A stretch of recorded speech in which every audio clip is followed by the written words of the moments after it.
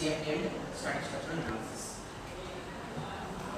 And today we are going through my motivation why I started, because it is just to visualize the streamlines and static structure. I mean how the structure deforms when it applied to flow.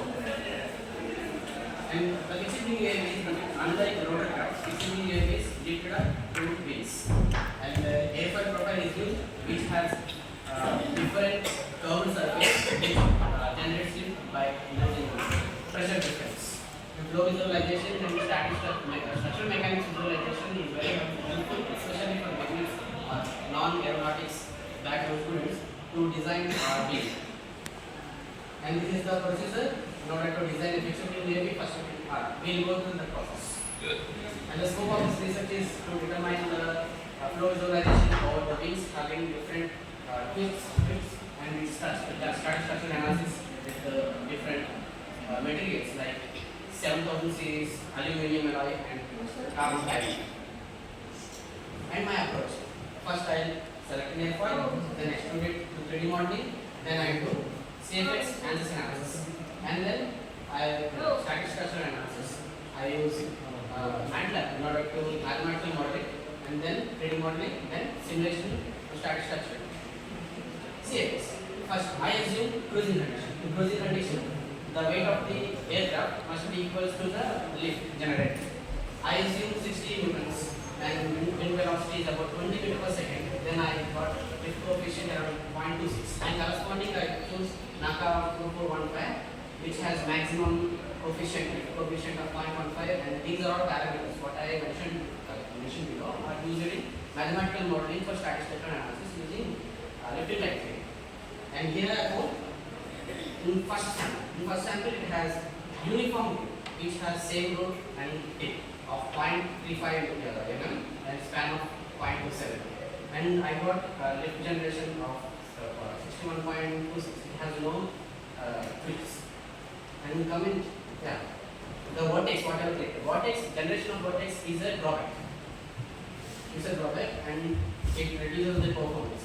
And then I got abrupt. When I got into it sharply induced the vortex. And second one, here it has taper. Here it has taper, and that it I applied 0.2 meters of quad, same angle.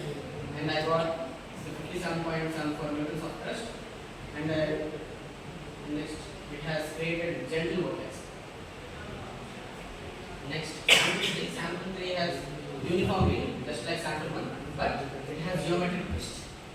It has root twist of 0.2 plus 2 degrees and tip of -2, 2.5. -2.5 because it makes the wing to generate. It makes the wing to generate elliptical kind of lift profile. Elliptical kind of lift profile. It further makes the Oxford efficiency factor to approach 1, which is favorable condition in order to maintain healthy structure. And there I got 70.16, which is higher in entire sample space. And sample 4, it has both taper and as well as twist. And there I got 69.92, and the vortex is very uniform. Uniform vortex makes the fatigue or any kind of crack, any kind of failure. Okay, those two are not your presentation, you just want to Next, static, and this is the CFX analysis. It works as a coupled solver of both pressure and velocity and converges faster, and it is easy way to do analysis. And next, static structural analysis. This is quite interesting because there I need to model lifting line equation, which was proposed by Franklin, very famous name in fluid mechanics and as well as heat transfer. And then I inputted values of span, semi-span. I have generated semi-span and all the rest of the aerodynamic properties, like whatever I got in airfoil selection. When you see airfoil selection, there is a slow, etc. And this is a sample one. Sample one in the sense it's a sample to lift profile generation, lift coefficient profile generation. It seems very elliptical. And these are here, the lift coefficients will be determined at various segments that I give from the midpoint of the wing. And these are the lift coefficients at 0.2 meter, 0.31, etc. from the midspan of the wing. And using these lift coefficient values, I multiply with dynamic pressure, half rho v square s. And going to the specifications. Specifications generally in mechanical engineering or aerospace engineering, we have a subject called mechanics of solids, and you have structural structures, aerospace structures. And then we learn about how to design spars, and we learn how to design shafts. And then we can do rigidity criteria design, and you can design a shaft as like I did. But here I choose 25 because based on market availability. If I got 40 or 42 mm, it's difficult to find the corresponding shaft. That's why I choose market available. And material properties, material selection, I use aluminum alloy, which is 7000 series, which is aircraft grade aluminum alloys, 70, 75 or 70, 65. And carbon fiber. Carbon fiber is anisotropic. We cannot say one particular direction I need uniform deformation. No, it has directional deformity instead of total deformation. And next, static structure analysis.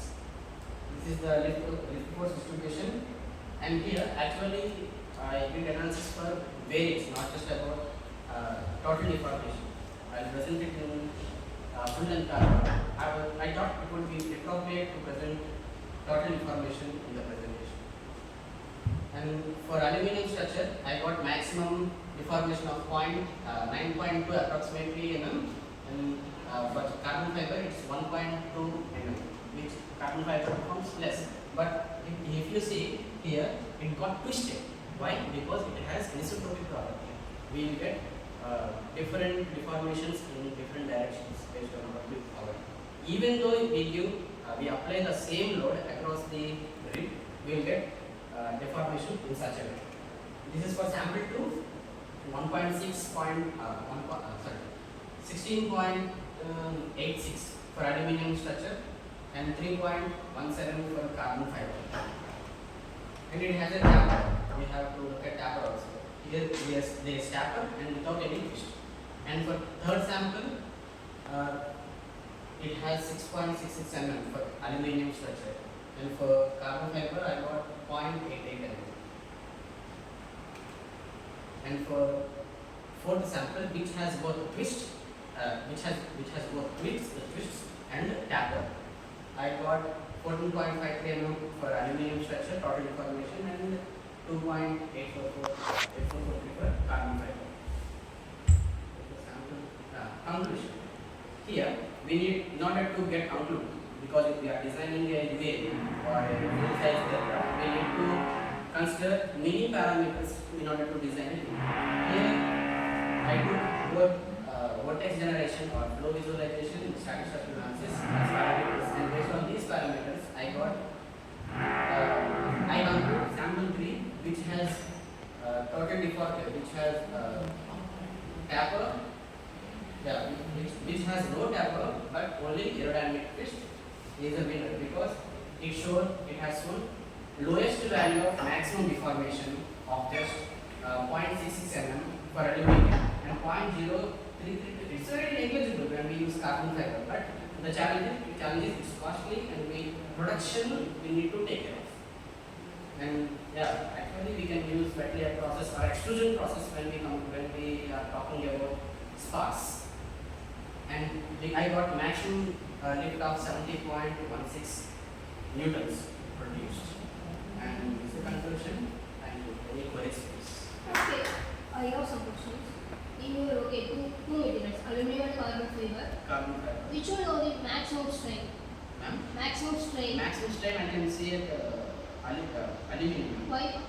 Why? Because it has elasticity, much elasticity, so that it can deform higher than deformation. Even only using the carbon fiber. Yes, ma'am.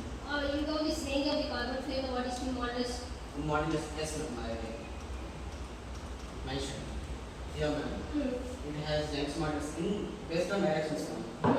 Mainly we use nomenclature based on x direction because we generally go through information x direction. Even in this particular analysis, I did total information, I searched for total information. That's why it is what we say nomenclature based on x direction before Young's modulus 3.95 megapascal. Okay, let's choose some NACA series, okay? Why Yes, you ma'am. specifically choose the NACA series? NACA series for general purpose aircraft. If I wish, especially, and also it is a bit like rectangular. If I opted for another configuration like delta wing or swept, I go for 65 series. It's just a 4-digit series. Right? If I want to design a delta or blended wings. Okay. Actually, I started my aerospace journey. I started with A1. I want to do project on swept blended series, blended configuration. Then I opted for 65 series. And also that 65 series also can be used for turbo machinery also. But for this particular general purpose wing development, we need to use NACA 5-digit or 6-digit, 4-digit or 5-digit. Okay. And one more last question. Yes. You are from mechanical stream, Yes. but you're using the aerodynamics of the plates also. Yes. Why you are not going to IC engines? IC engines, yes ma'am. Actually, I have owned many streams, not just Okay. aerospace. In this presentation, you doing this. Okay, that's my question. IC engines, I go for turbo machinery. Okay. Turbo machinery, I not or mechanical engine. Mechanical engine, I didn't get started there, but turbo machinery, I opted for 2 chapters. Tomorrow I have another chapter. It's about EDF, electric equipment. Okay. Actually, I didn't phone blade design, especially this concentrates on blade design. There I use 6-digit series. Okay. Yeah, I got the paper back in 1951, which was published about blade design. And later on, it transformed. We can use another type of blade design. That is, we can use NACA 65 series.